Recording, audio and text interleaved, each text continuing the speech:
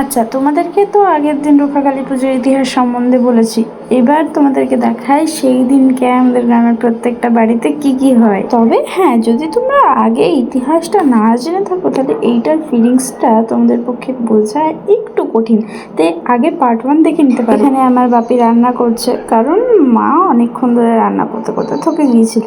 আর এখানে আমার উপর এই দুই ভাই মিলে টর্চার চালাচ্ছে। তোমাদেরকে কিন্তু আমার হয়ে এদের বিরুদ্ধে আওয়াজ ওঠাতে হবে। এখানে আমি রেডি হয়ে গিয়েছিলাম মেলাতে যাওয়ার জন্য, কিন্তু এদের এখানেও হিংসা। কে না আমি হটস্পট না দিয়ে পরে ফোন নিয়ে পরে মেলায় চলে যাচ্ছি, তাই আমাকে মারবে।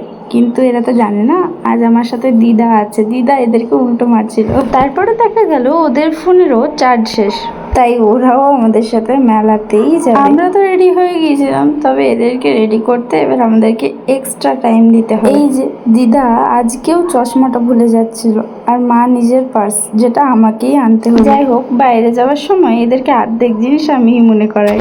বলতে ভুলে গিয়েছিলাম, আমাদের এই রক্ষাকালী পুজোর বিশেষত্বই গোটা জিনিসটা দিনের বেলাতেই হয়, আর রাতের বেলায় শুধু যাত্রাপালা।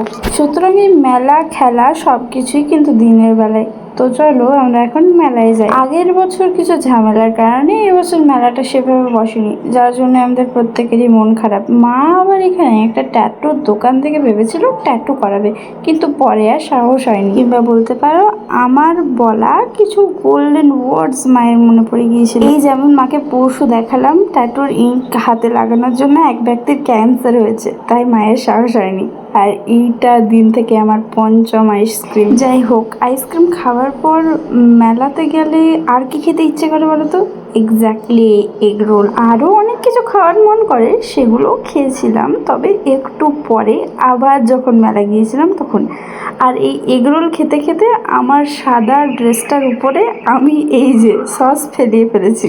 এই যে দেখতে পাচ্ছ, ভাইয়ের অনেকগুলো বন্ধু এসেছিল, কিন্তু আমার বান্ধবীগুলো এত দূর থেকে আসার আর টাইম পাইনি। তারা নাকি বছরের এই একটা দিনই এত ব্যস্ত যে আসতে পারলেন না। এদিকে আমাদের অন্য অতিথিরা চলে এসেছেন। এটা হচ্ছে আমার নিজের নয়, আবার নিজেরই বলতে পারো, অন্য এক মামা আর মামি। খুব রিসেন্টলি বিয়ে হওয়ায় মামি কোনোদিনও আমাদের বাড়িটা দেখেননি, তাই দেখতে এসেছিলেন।